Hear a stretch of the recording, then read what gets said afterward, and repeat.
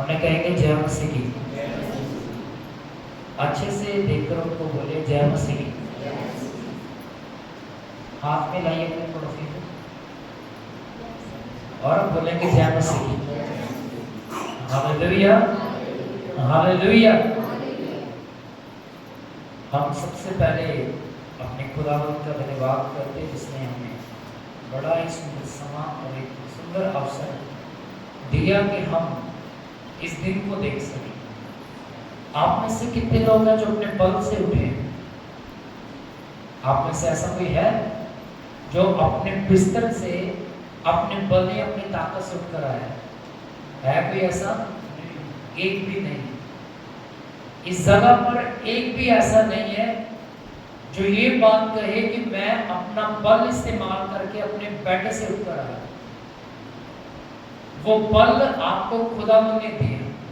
अगर खुदा आपको बल ना देता तो आप उठते ही ना। हालेलुया। बहुत सारे लोगों ने सोचा होगा, आपको पता पूरी दुनिया में, मान लीजिए पूरी दुनिया में अगर 50 लाख लोग हैं, इंडिया की बात नहीं कर रहा, पूरी दुनिया में मान लीजिए सिर्फ 50 लाख लोग, उसमें से 70-80 हजार लोग ऐसे हैं जो रोज मरते हैं। दिल्ली की है ये बात, वैसे तो करोड़ों में गिनती है हमारे पूरे दुनिया में जो लोग रहते हैं। वैसे मैं एग्जांपल के लिए बता रहा हूँ, 50 लाख में से तकरीबन 50 से 70 हजार लोग रोज मरते हैं और उसके डबल पैदा भी होते हैं। हालेलुया। अगर किसी चीज की समाप्ति होती, खत्म होती है, एक शुरुआत भी होती है।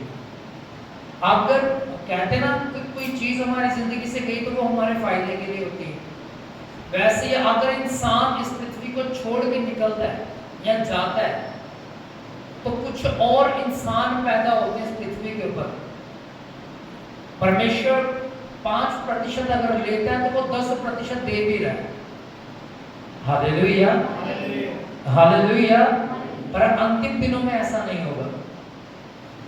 अंतिम दिनों में लोग कहेंगे, गर्भ जिनके भरे होंगे, यानी कि जो लेडीज प्रेग्नेंट होंगी, अंतिम दिनों में वो अपने आप को कोसेंगे कि हमने ये बेबी कंसीव क्यों किया। कलाम में लिखा वो अबॉर्शन करवाने के लिए जाएंगे, अबॉर्ट होगा नहीं। जैसे हम बोलते कि बच्चा गिराने की कोशिश करेंगे पर बच्चे गिरेंगे, परमेश्वर उन बच्चों को बढ़ाएगा। पर जैसी वो पढ़ेंगे कुछ ही सालों में, अकाल जब पढ़ेंगे तो वही माँ बाप जिनके पेट में से वो बच्चे निकले उन्हीं को मार के खाएंगे और जीवित रहेंगे। ये भविष्यवाणी है बाइबल की।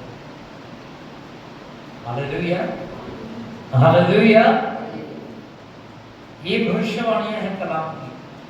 पर आज हम एक बात को देखेंगे कि अगर परमेश्वर हमसे कुछ मांग रहा है तो उसके बदले में कुछ दे भी रहा है।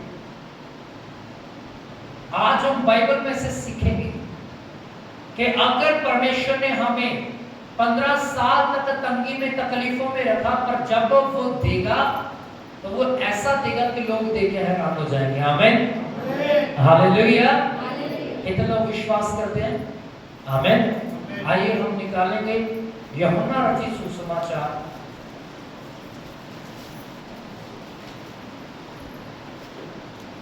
इसे इंजील भी कहते हैं, इसे सुसमाचार भी कहते हैं।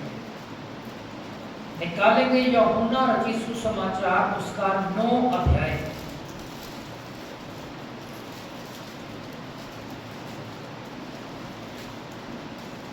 बहुतों की बाइबल तो नहीं है, पेज भी चिपके हुए, वो ढूंढ रहे हैं कि है कहाँ पे।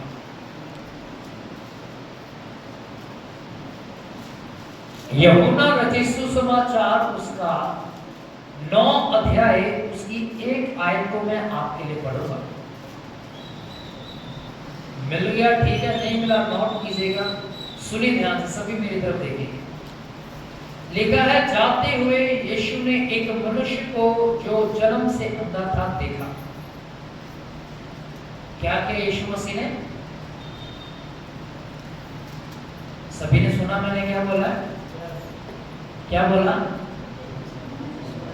यीशु मसीह ने किसको देखा? किसको देखा?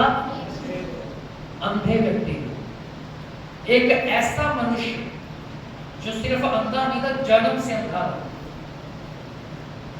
Hallelujah, hallelujah. लिखा जाते हुए यीशु ने एक मनुष्य को देखा जो जन्म से अंधा था। कब से अंधा था?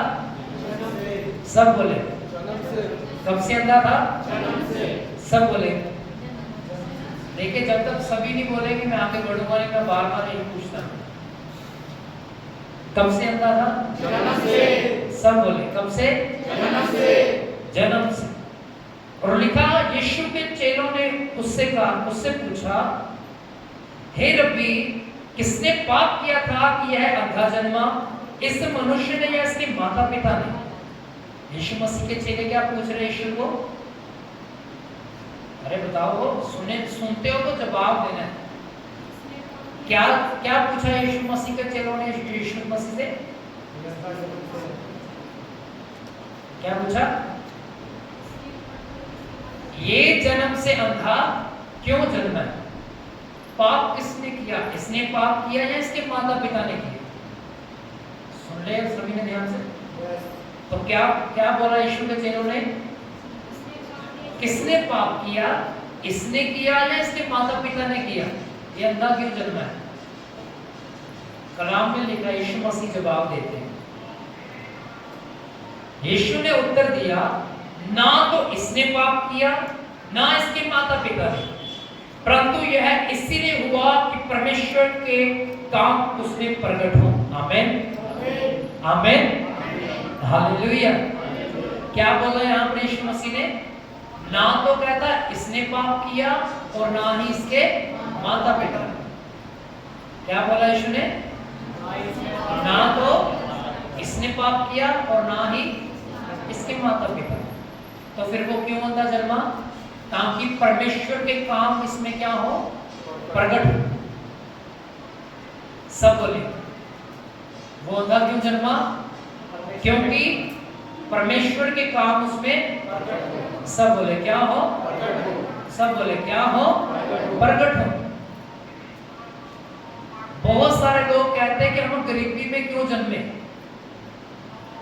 बहुत सारे लोगों का सवाल होता है, काश हम भी किसी अंबानी जैसे व्यक्ति के घर में पैदा हो गए तो हमें ऐशो आराम मिलता। पर अगर आप उस ऐशो आराम में होते तो आप कभी भी खुदा के पास ना आते, क्योंकि जिसके पास धन होता है उसको पैसे के ऊपर, उसको धन के ऊपर घमंड होता है। आज वो ये नहीं कहता कि मुझे भगवान ने या परमेश्वर ने यहाँ तक पहुंचाया। वो कहता है कि मैं अपने बुद्धि के द्वारा और अपने पैसे के द्वारा यहाँ तक पहुंचा। ये स्टेटमेंट है अंबानी की, मैं बीते दिनों में सुन रहा था।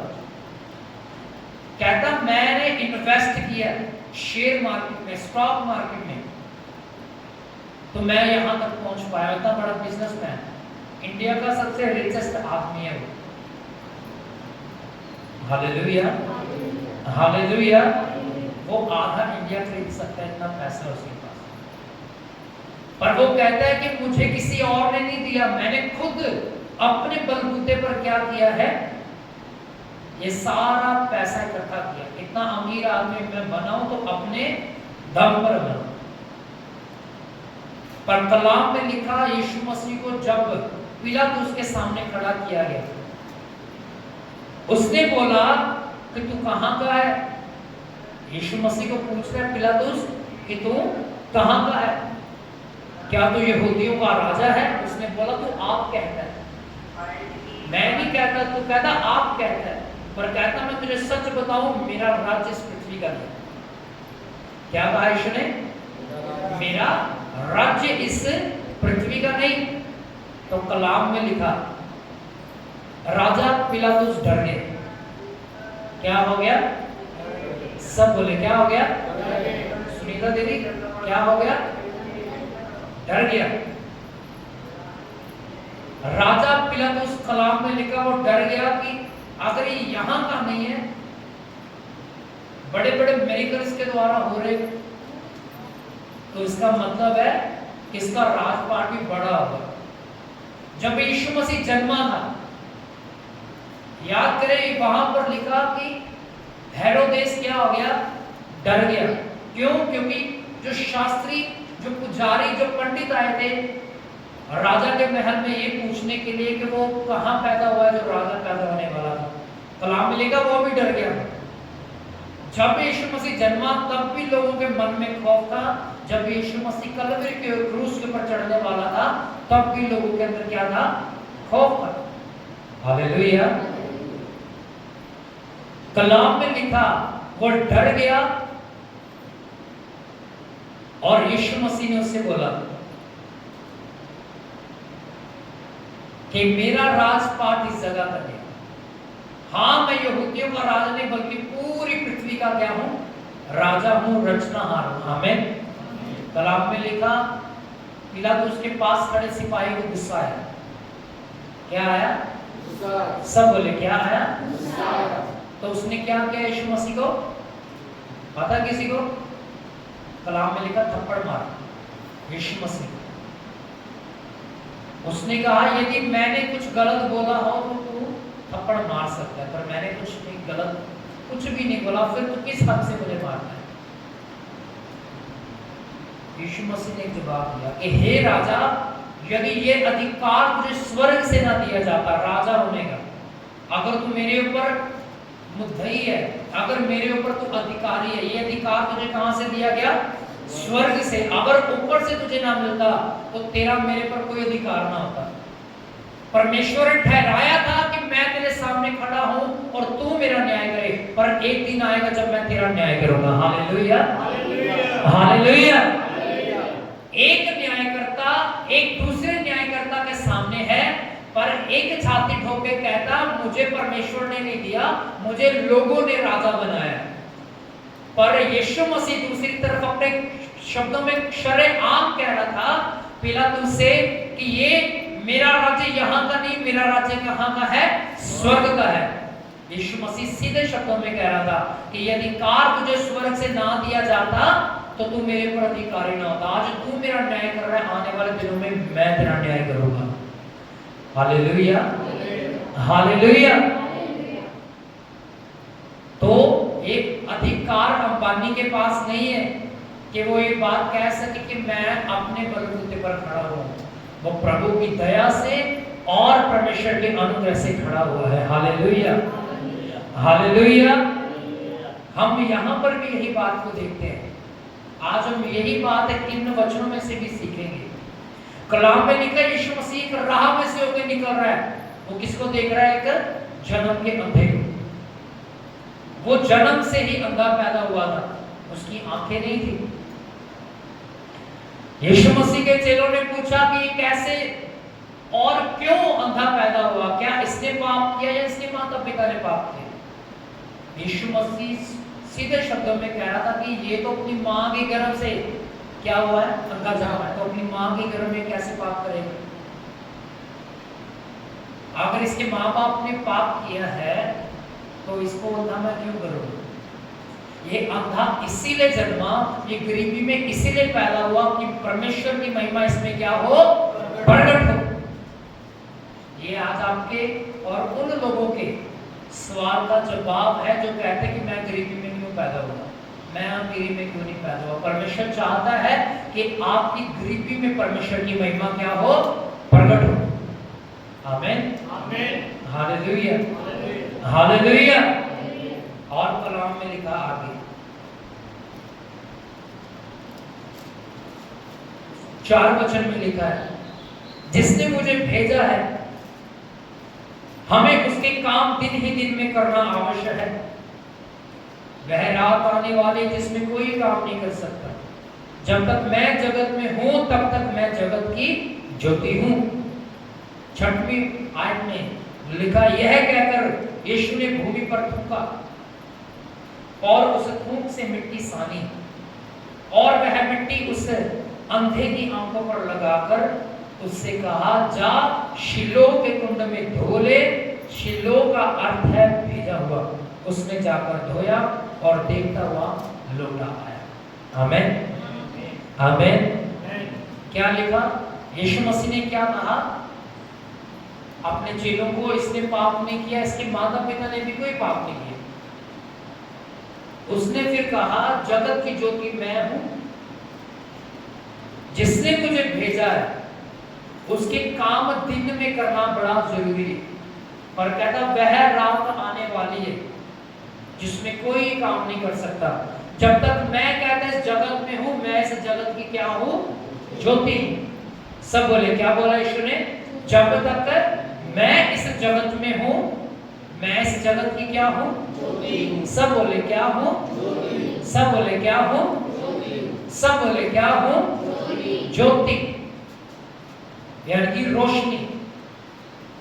और कलाम में लिखा यीशु मसीह ने ये शब्द कहने के बाद धरती पर थूका, उस थूक को साना और उस अंधे की आंखों पर लगा दिया। क्या कर दिया? सब बोले क्या कर दिया? अरे बोलो, कितनों के पास जुबान है? तो सभी जवाब दीजिए। क्या किया यीशु मसीह ने? थूक कर मिट्टी को साना, मिट्टी को सानने के बाद उसने क्या किया? अंधे की आंखों पर लगा दिया। और क्या बोला यीशु मसीह ने? जा। नहीं, शिलोह के कुंड में नहीं लिखा जा, शिलोह के कुंड में धो ले। आधा वर्ड कभी नहीं बोलना कि शिलोह के कुंड में धो ले, लिखा जा। ये बड़ा जरूरी शब्द है, जा शिलोह के कुंड में धो ले। वो ये भी कह सकता था मैं तो अंधा हूं, शिलोह का कुंड कैसे ढूंढूंगा, बोल सकता था ना वो। पर वो गया, आंखें अंधी हैं, ऐसा ऐसे करता ढूंढता गया, पूछता भी गया होगा। कुछ एफर्ट्स आपको करने पड़ेंगे, कुछ मेहनत आपको खुद करनी पड़ेगी। आंख तोड़ के खाना है तो आंख को नहीं कह सकते नीचे आ जा, नीचे आ जा। आपको पट्टा मारना पड़ेगा, पत्थर मारना पड़ेगा, पेड़ पे चढ़ना पड़ेगा, उसे तोड़ना पड़ेगा, उसको धोना पड़ेगा, छीलना पड़ेगा, खाना पड़ेगा, तब आपकी लालसा पूरी हो जाएगी कि मुझे आम खाना है। अपने आप कुछ नहीं होता। मैंने पहले भी बोला था, एक बार प्रचार किया था कि अपने आप कुछ नहीं होता। लिखा यीशु ने कहता जा शिलोह के कुंड में धो ले। हमें भी ऐसे ही कुछ करना पड़ेगा। आलसी की निशानियां होती हैं, वो ब्रश करने से पहले ब्रश को धोता नहीं है, पता आपको? वो कभी धोता नहीं है ब्रश को। आप में से कितने लोग हैं जो ब्रश करने से पहले अपना ब्रश धोते हैं? पहले और कौन नहीं धोता? नहीं, जो नहीं धोता वो क्या करते हैं? ब्रश लेके पानी के नीचे ऐसे ऐसे हिला देते, कहते हैं धुल गए। फिर हम उसके ऊपर कोलगेट लगाते हैं, फिर ब्रश करते हैं, फिर उसे धो के रख देते हैं। फिर अगली सुबह जब उठते हैं क्या करते हैं? फिर से उसे ऐसा पंजाबी चंद ने चगा लेना, पानी हल्का हल्का डाल के बस फिर कोलगेट लगा के करते हैं। और आपको नहीं पता, आपके मुंह के जो जम्स होते हैं वो बहुत सारे उसके ऊपर लगे होते हैं ऑलरेडी। जब आप ये सोचते हो कि कोलगेट करते हैं बाद में धोते हैं तो साफ हो जाता है, ऐसा नहीं होता। जो दिन भर वो ब्रश पड़ा हुआ है वहां पर जो मिट्टी उसमें आ गई, समझ रहे हो? वही है जो आपको और आपके दांतों को खराब करता है। ये आलसी की निशानियां होती हैं, उन्हें समझ नहीं है या पता नहीं था। हालेलुया। गिलास जहां पड़ा है वो वहीं पर पड़ा है, पानी पी के जहां छोड़ा वहीं पे पड़ा, बर्तन खाना खा के जहां पड़े वहीं पर पड़े हैं। आलसियों की निशानी होती है। हालेलुया। और काम जो मर्जी करवा लो, गाने सुनवा लो, डांस करवा लो, इंस्टाग्राम चलवा लो, फेसबुक चलवा लो, सब कर लेंगे, पर अपना काम खुद नहीं करना। ये आलसी की निशानी होती है, और ये व्यक्ति आलसी नहीं था। ये तो उस व्यक्ति की तरह था जो 38 साल के रोगी की तरह उस कुंड के पास बैठा हुआ था। ये भी इंतजार करता था कि कब साल के बाद स्वर्गदूत आएगा, पानी को हिलाएगा और मैं उतरूंगा। अब जो लंगड़ा है वो पहले पहुंचेगा कि अंधा है जो वो पहले पहुंचेगा? मान लो मैं वहां पर एक लंगड़े को और एक अंधे को खड़ा कर दूं, मैं 3 गिनूं, उनको मैं बोलूं कि भागो, इस दीवार को हाथ लगाना है, लंगड़ा पहले लगाएगा कि अंधा लगाएगा? बोलो, कितने लोग कहते हैं अंधा? अंधा हाथ नीचे करो। कितने लोग कहते हैं कि लंगड़ा? लंगड़ा ही लगाएगा। अंधे को तो दिखता नहीं है, अगर राह में कुछ पड़ा हो तो ठोकर खा के गिर जाएगा। लंगड़ा टेढ़ा मेढ़ा हो गया चलता निकल जाएगा, वो घिसटता हुआ भी चला जाएगा, उसमें क्या बात? हालेलुया। पर कलाम में लिखा है ये व्यक्ति आलसी नहीं था, इसको इच्छा थी कि चंगा हो जाए। इच्छा तो उस व्यक्ति की भी थी जो 38 साल से उस कुंड के सामने लेटा हुआ था। अब उससे उठा ही नहीं जा रहा था, वो कैसे जाएगा? प्रभु उसके पास आता है, कहता है तू चंगा होना चाहता है? कहता हाँ होना तो चाहता हूँ, पर मेरे अंदर जाने से पहले कोई और चला जाता है। उसने बोला वो शिलो का कुंड छोड़, ये शिलो का कुंड जो तेरे पास है इसकी बात मान ले, उठ के खड़ा हो जाएगा। Hallelujah, hallelujah. और कलाम में लिखा उसने बोला अपनी खाट उठा और चल फिर। विश्वास तो उसे उसकी बातों पर ही हो गया, उसको शक नहीं हुआ कि अब मैं नहीं चल पाऊंगा। लिखा उसने जैसे ही देखा कि यीशु मसीह ने बोला है कि उठ, खाट उठा, चल फिर, और उसके घुटनों में उसके टखनों में क्या आ गया? बल आ गया और वो उठकर दौड़ने लगा। आमीन, आमीन। पर अब ये अंधा जो था, जो जन्म से अंधा, ये भाग तो नहीं सकता था। इसको ये भी डर होगा कि मैं कहीं ठोकर खा के गिर ना जाऊं, आंखें सही करवाता करवाता कहीं कंधा ना तोड़वा दूं, या घुटनों पे चोट ना लगवा दूं, या सिर माथा ना पड़ जाए। ये धीरे धीरे गया होगा। कलाम में लिखा है कि जब गया इसने धोया, और कलाम में लिखा कि वो बड़े आनंद के साथ देखता हुआ लौटने लगा। आमीन, आमीन। कुछ एफर्ट्स आपको खुद करने पड़ेंगे, कुछ मेहनत आपको करनी पड़ेगी। हाँ, परमेश्वर का अनुग्रह सबसे उत्तम है। परमेश्वर का अनुग्रह आपको बिस्तर से उठाएगा नहीं, आपको हवा में उड़ा के आपके काम तक नहीं लेके जाएगा। आपको खुद उठना पड़ेगा, काम करना पड़ेगा। पैसे में आशीष देना परमेश्वर का काम है। आमीन। अगर आप ये कहते हो कि मैं घर में पड़ा पड़ा पैसे में आशीष मांगूंगा तो आ जाएगी, ऐसा नहीं होता। कलाम में लिखा, परमेश्वर के वचन में लिखा है, मैं तेरे हाथों के कामों के ऊपर क्या दूंगा? आशीष दूंगा, बरकत दूंगा। अगर हम काम ही नहीं करेंगे तो बरकत कहां से आएगी? पैसे में आशीष कहां से आएगी? समझ रहे हो? कुछ एफर्ट्स, कुछ मेहनत हमें करनी पड़ती है। यीशु मसीह जब गतसमनी के बाद में घुटनों के बल पे आके प्रार्थना कर रहे हैं, उसके चेले क्या कर रहे हैं? सो रहे हैं। आता है, फिर कहता है उठ जाओ, प्रार्थना करो। वो यीशु मसीह जैसे ही आगे जाता है वो फिर से सो जाता है। 3 बार ऐसा होता है। जब तीसरी बार यीशु मसीह आता है उन्हें कहता अब सो जाओ। अब वो समय आता है कि लोग मुझे पकड़े कर सूली पर चढ़ा देंगे।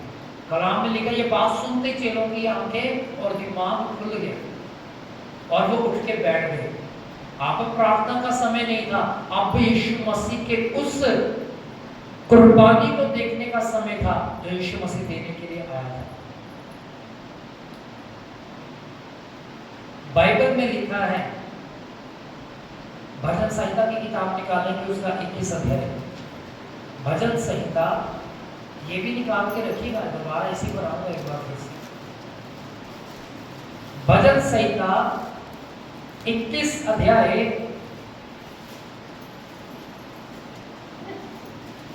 वहां पर बड़ा ही सुंदर एक वचन लिखा हुआ है।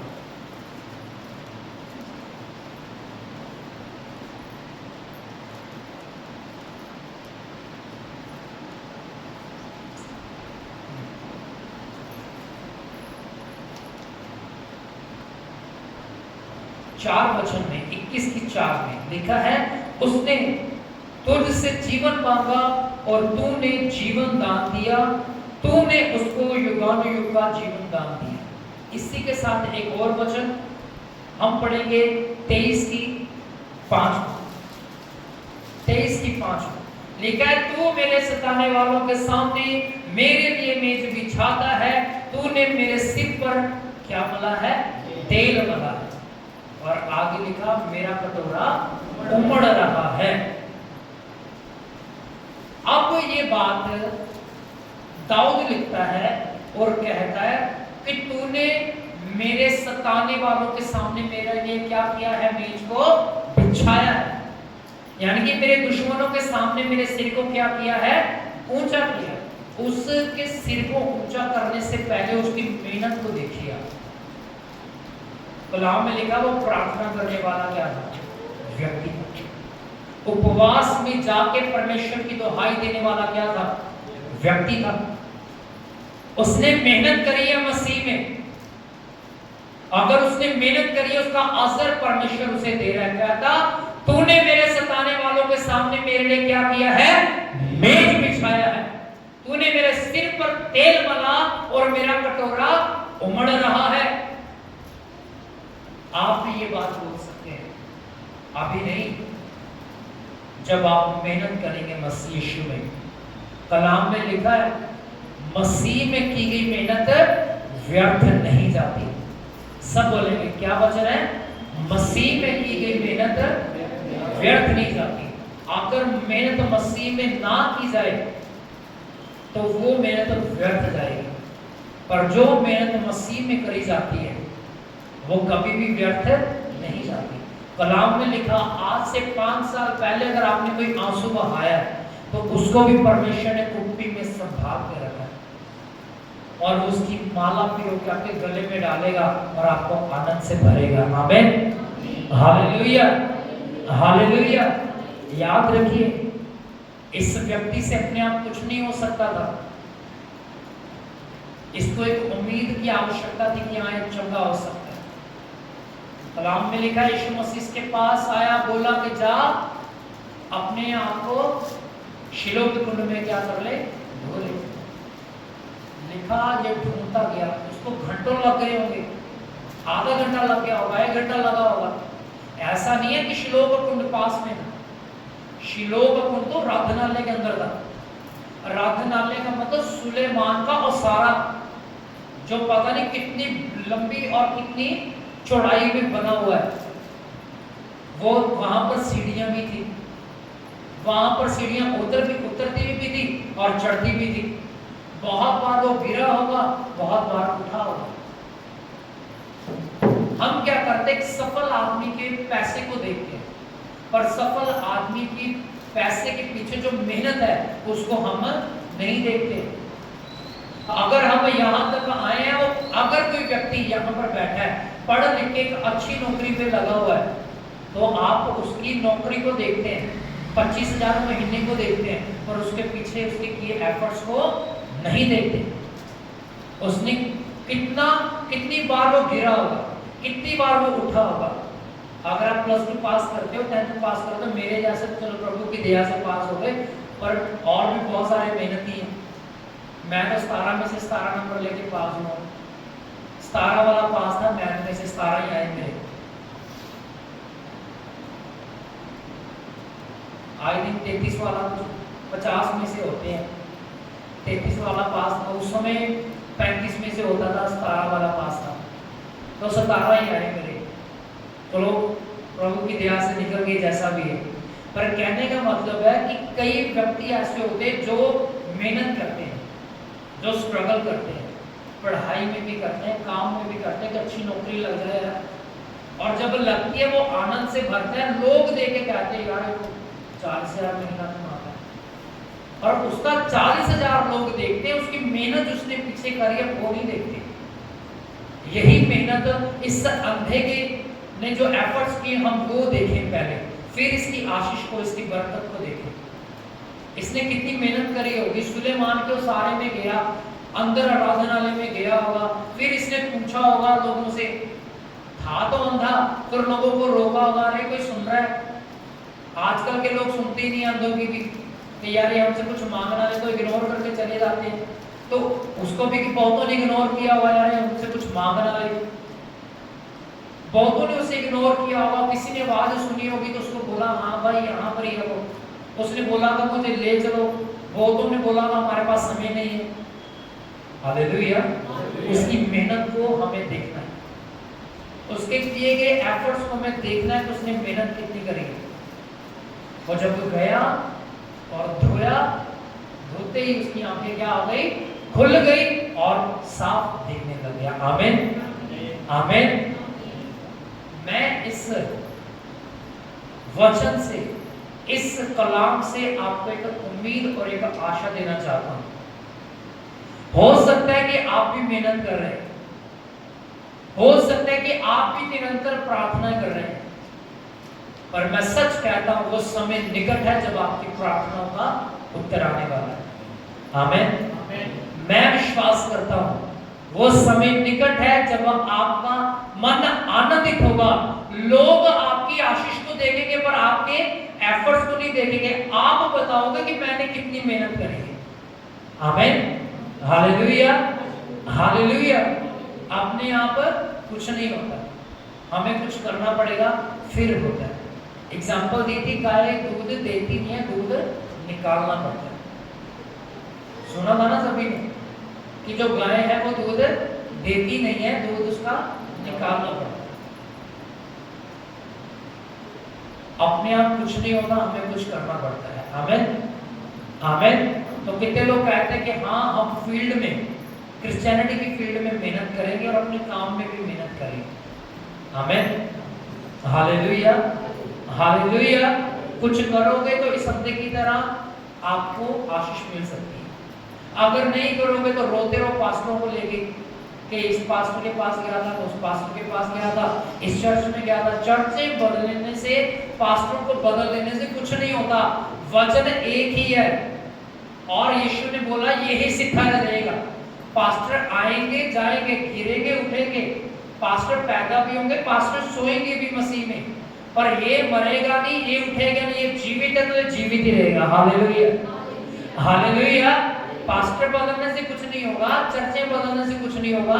अपने काम और अपनी मेहनत को बदल दीजिए, परमेश्वर आपके जीवन को बदल देगा। आमीन। आइए अपने घुटनों पर आ जाएंगे, प्रार्थना में चलते हैं। प्रभु जी धन्यवाद देते हैं, प्रार्थना करते हैं यीशु मसीह के नाम में इस समय के लिए जो आपने हमें दिया। प्रार्थना करते खुदा आज आपने हमें अनुग्रह दिया कि हम आपकी वाणी को, आपकी आवाज को खुदा इस जगह पर बता सके, बांट सके। प्रभु जी धन्यवाद देते हैं। प्रार्थना करता हूँ मेरे प्रभु जी, जितनों ने आज की इस वाणी को, इस कलाम को सुना, सुनने वालों पर और पढ़ने वालों पर भी आपकी आशीष है, बड़ी बरकत है। तमाम बदकारियां जल के नाश हो जाए मेरे प्रभु जी। आपका पवित्र आत्मा कार्य करे, आपकी सामर्थ्य के जीवन में कार्य करे और इस वचन के द्वारा 100 का 100 गुना फरमाए। तेरे नाम को बड़ी महिमा हो, आदर तुझे मिलने पाए, महिमा तुझे मिलने पाए। इस नाम से भगवान के बातें सब बनेंगे। आमीन।